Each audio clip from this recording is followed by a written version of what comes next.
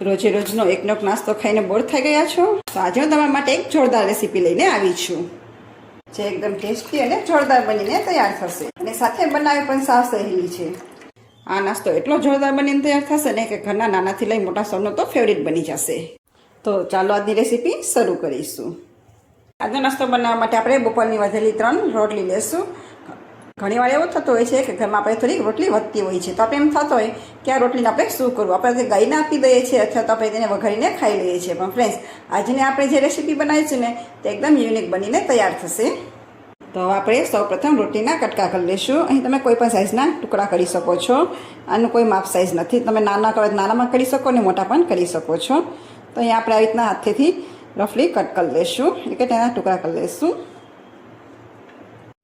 Friends, અહીં તમારે એક વાતનું ખાસ ધ્યાન રાખવાનું છે કે આપણે રોટલીના હાથેથી જ ટુકડા કરવાના છે। તમે જો મિક્સરમાં ક્રશ કરશો ને તો તેનો સાવ ઝીણો ભૂકો થઈ જશે। આ રીતના તમે જો હાથેથી કરશો ને તો આપણો નાસ્તો સરસ બનીને તૈયાર થશે। તો ફ્રેન્ડ્સ, આપણે રોટલીના બધા સરસ એવા ટુકડા કરી લીધા છે। તો આ ટુકડાને થોડીક વાર માટે સાઈડ પર રાખી લેશું, ત્યાં સુધીમાં થોડાક વેજીટેબલ્સ લેશું। તો મેં અહીં ડુંગળી, કોબી, ગાજર અને મરચાં લીધા છે। આ સિવાય પણ તમારે જો બીજા વેજીટેબલ્સ એડ કરવા હોય ને તો પણ તમે એડ કરી શકો છો, જેમ કે દૂધી છે, ફ્લાવર છે। અહીં અત્યારે મારી પાસે નથી એટલે હું જેટલા શાકભાજી ઘરે હતા એટલે હું એડ કરું છું। તો હવે આપણે ચોપર લેશું, તેમાં બધા શાકભાજીને એડ કરી દઈશું અને તેને સરસ એવા ચોપ કરી લઈશું। આ વેજીટેબલ્સ આપણે ચોપ કરી લઈશું। તો ફ્રેન્ડ્સ, આવા વેજીટેબલ્સ સરસ એવા ચોપ થઈ ગયા છે। તમે જોઈ શકશો કે આપણે આ જે શાકભાજી છે એટલે કે વેજીટેબલ્સ છે તેના રીતના કચરા જ ક્રશ કરવાના છે, એકદમ ઝીણા ક્રશ નથી કરવાના। અને સાઈડ પર રાખીશું ને એક વાસણ લઈશું। હવે આપણે રોટલીના જે ટુકડા કર્યા હતા તે એડ કરી દઈશું। હવે આપણે જે વેજીટેબલ ક્રશ કર્યા હતા તે બધા એડ કરી દઈશું। હવે આપણે થોડાક રેગ્યુલર મસાલા કરી દઈશું। તેમાં લઈશું અડધી ચમચી હળદર પાવડર, પછી લઈશું અડધી ચમચી ધાણા જીરું પાવડર, પછી આપણે એડ કરીશું અડધી ચમચી લાલ મરચું પાવડર અને સાથે થોડુંક નમક એડ કરીશું। તો ફ્રેન્ડ્સ, આ બધાના પહેલાં આપણે હાથેથી ચોળીને સરસ એવું મિક્સ કરી લઈશું। અહીં તમારે હાથનો જ ઉપયોગ કરવાનો છે, ચમચીથી જો તમે મિક્સ કરશો ને તો સરસ એવું મિક્સ નહીં થાય, એટલે તમારે હાથનો જ ઉપયોગ કરવાનો છે। અને ફ્રેન્ડ્સ, તમને થતો હશે હાથ તો સાફ કરી નાખવા। ફ્રેન્ડ્સ, મેં હાથ પહેલેથી જ પાણીથી સરસ એવા સાફ કરી લીધા હતા, એટલે આપણે જે નાસ્તો બનાવે છે તે હાઇજેનિક જ બનશે, અનહાઇજેનિક નહીં થાય। તો એ પણ એકદમ સરસ એવું મસળી લેશું। તો ફ્રેન્ડ્સ, તમે જોશો કે બધું સરસ એવું મિક્સ થઈ ગયું છે। અહીં તમે એકદમ જોર દઈને આ રીતના મસળશો ને એટલે પછી જે વેજીટેબલ્સ છે તેમાંથી પાણી રિલીઝ થશે, જેથી કરીને આપણી રોટલી છે તે સોફ્ટ થઈ જશે। તમે જોઈ શકશો કે રોટલી આપણી કેવી સરસ એકદમ સોફ્ટ થઈ ગઈ છે। ફ્રેન્ડ્સ, હવે આપણો નાસ્તો ક્રિસ્પી થાય તેના માટે આપણે અહીં 3 ચમચી ચોખાનો લોટ એડ કરીશું। જો તમારી પાસે ચોખાનો લોટ ના હોય તો તેની જગ્યાએ તમે કોર્નફ્લોર પણ લઈ શકો છો।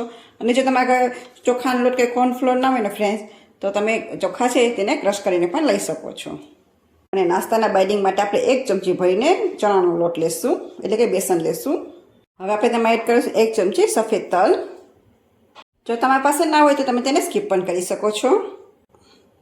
અને નાસ્તાને સ્પાઇસી સ્વાદ આપવા માટે આપણે 1 ચમચી જેટલા ચીલી ફ્લેક્સ એડ કરીશું। ફ્રેન્ડ્સ, ફરી પાછું થોડુંક એવું નમક એડ કરીશું, પહેલાં જ આપણે એડ કરેલું હતું એટલે આપણે થોડુંક જ એડ કરવાનું છે। આ બધું આપણે સરસ હાથેથી એટલે કે સોરીઓ ચમચાની મદદથી મિક્સ કરી દઈશું। પછી આપણે લાગશે તો આપણે તેને હાથેથી પણ મિક્સ કરી શકશું। તો ફ્રેન્ડ્સ, તમે જોશો કે બધું સરસ એવું મિક્સ થઈ ગયું છે। આજનો આપણે જે નાસ્તો બનાવીશું ને ફ્રેન્ડ્સ, તેમાં આપણે પાણીનો ઉપયોગ નહીં કરીએ, તો તેના માટે મેં અહીં 1 વાટકો ખાટી છાશ લીધી છે, તો તે થોડી થોડી એડ કરતા જઈશું અને આપણે બેટર જેવું બનાવી લઈશું। અહીં આપણે એકસાથે બધી છાશ નથી એડ કરવાની, થોડી થોડી જ એડ કરીશું। તો ફ્રેન્ડ્સ, આપણું બેટર બનીને તૈયાર છે। તમે જોઈ શકશો કે આ બેટર આપણું એકદમ પતલું પણ નથી, સાવ જાડું પણ નથી, ત્યાં જે તમે ભજીયા પાડીએ ને એટલું આપણું બેટર ઠીક હોવું જોઈએ। તમે જોઈ શકશો કે આપણું બેટર બરાબર છે। તો એટલું બેટર બનાવવા માટે આપણે 1 વાટકામાં થોડીક એવી છાશ વધી છે। તો ફ્રેન્ડ્સ, મેં અહીં પહેલે તેલ ગરમ થવા માટે રાખી દીધું હતું, તો તેલને આપણે ચેક કરી લઈશું। તો તમે જોશો કે એમાં બબલ્સ આવવા લાગ્યા છે, તો આપણું તેલ સરસ એવું ગરમ થઈ ગયું છે। તો હવે આપણે એક એક કરીને નાની સાઇઝના ભજીયા પાડી લઈશું।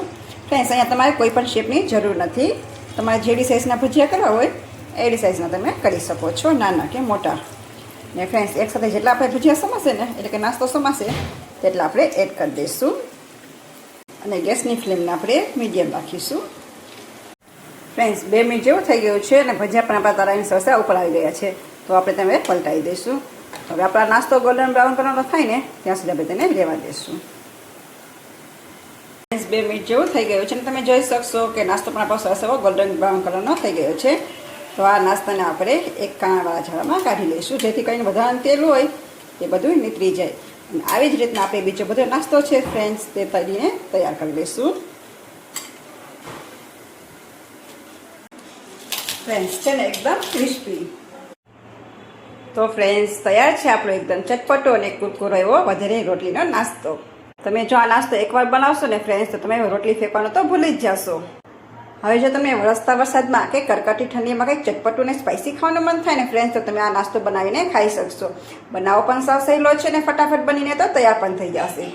ફ્રેન્ડ્સ આમાં હું તમને એક નાસ્તો ચેક કરીને પણ બતાવીશ કે તમે જોઈ શકશો કે આપણો નાસ્તો છે તે ઉપરથી એકદમ ક્રિસ્પી છે, અવાજ સાંભળી શકશો અને એટલો જ અંદરથી સોફ્ટ પણ બન્યો છે.